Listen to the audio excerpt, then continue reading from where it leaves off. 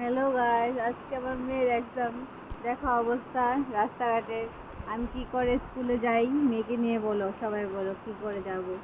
এই আমার বাড়ির অবস্থা শোচনীয় অবস্থা হয়ে আছে। যাই হোক, তবু যেতে হবে, এক্সাম বলে কথা।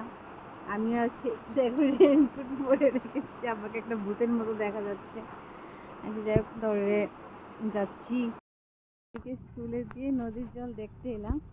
আর এই যে আমাদের এখানে আমরা যে হাঁটতে আসি দেখতে পাচ্ছি গাইস, আর নদীর জলটা দেখো, নদীটা কত জল হয়ে গেছে, দেখেছো তো? মানে আমি একটা পাগল আর কি, মানে মেয়েকে স্কুলে দিয়ে এখানে এখন কেউ নেই, হাঁটতে আসেনি কেউ, তো আমি এলাম জল দেখতে।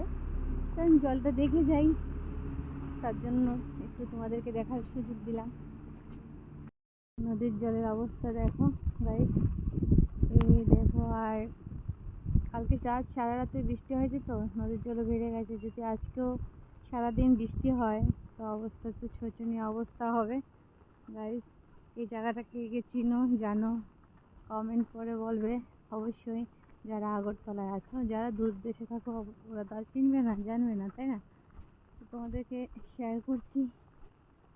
দেখো, অন্য সময় এখানে যখন আমি হাঁটতে আসি সকাল সকাল প্রচুর লোকজন থাকে, আজকে তো বৃষ্টি, তার জন্য রাস্তাটা পুরো ফাঁকা।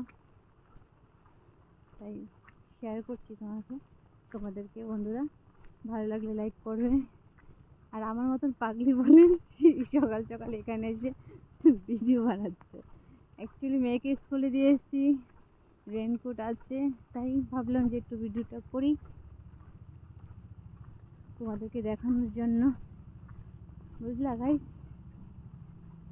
তো আর বেশি কিছু দূরে যাবো না, সামান্য ভিডিও করলাম।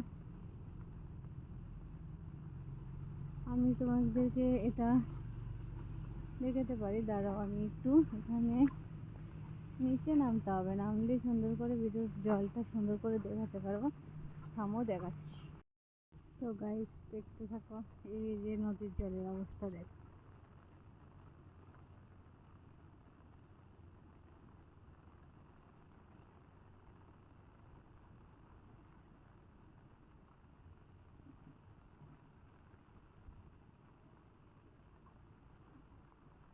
আমি আছি এখানে, কিছুক্ষণ আগে ওই রোডে ছিলাম। তো গাইস টাটা, গুড মর্নিং সবাইকে, গুড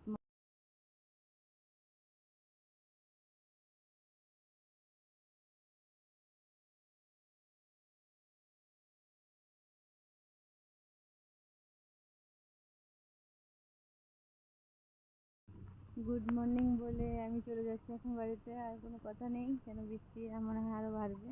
তো আমি দেরি করছি না, বেরিয়ে যাচ্ছি। দেখতে পাচ্ছি আমার চুলমুল, আমার টুপিটা ছিল, টুপিটা খোলাতে চুলমুলটি এলোমেলো হয়ে আছে। গুড মর্নিং, সবাই ভালো থাকো, সুস্থ থাকো, টাটা।